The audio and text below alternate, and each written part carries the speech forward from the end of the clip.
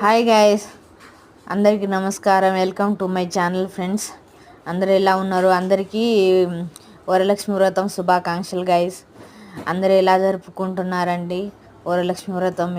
నేనైతే సింపుల్గా ఇలా జరుపుకుంటున్నాను. ఎందుకంటే మొన్ననే మా బాబుకు బాగోలేక హైదరాబాద్ నుంచి హాస్పిటల్ నుంచి తీసుకొచ్చాము. జాండీస్ వచ్చింది, అందుకనే అసలు జరుపుకోవాలో లేదో అనుకున్నాము. కానీ ఇప్పుడు కొంచెం బాగానే ఉంది కదా, అలా అనేసి ఇక జరుపుకుంటున్నాము అని ఇలా సింపుల్గా జరుపుకుంటున్నాను గైస్. మీరు అందరు ఎలా జరుపుకుంటున్నారో కామెంట్ చేయండి. అందరికీ వరలక్ష్మి వ్రతం శుభాకాంక్షలు గైస్.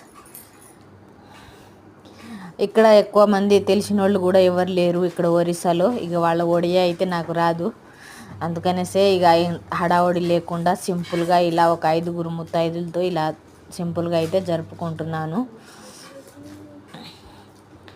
ఏమో ఫస్ట్ ముత్తైదు మా ఇంటి పక్కన ఒడియా వాళ్ళే వచ్చింది. ఇంకో ఇద్దరు తెలుగు వాళ్ళు తెలిసిన వాళ్ళు, ఇంకో ఇద్దరు అయితే తమిళ్ వాళ్ళు వచ్చారు.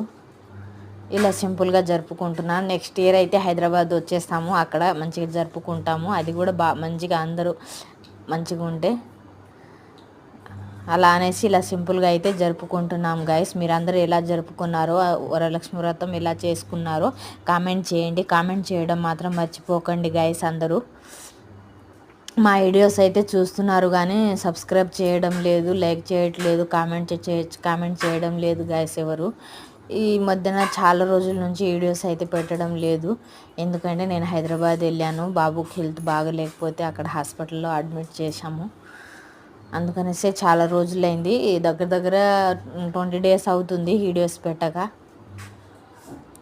అందరు కామెంట్స్ చేయండి గైస్. మా వీడియో కనుక నచ్చితే కామెంట్ చేయండి, లైక్ చేయండి, షేర్ చేయండి. ఇంకో 4 ముత్తైదులు అయితే రాలేదు. ఏమో కొంచెం అర్జెంటుగా అంటుంటే ఇక సరేలే అనేసి ఈమెకైతే తాంబూలం ఇచ్చి పంపించేశాను. సింపుల్గా తాంబూలం ఇచ్చి ఇక కొంచెం భోజనాలు అయితే పెట్టేసి పంపించేసామండి. ఎక్కువ హడావుడి లేదు, ఎక్కువ హంగామా చేయకుండా సింపుల్గా ఇలా జరుపుకున్నాము.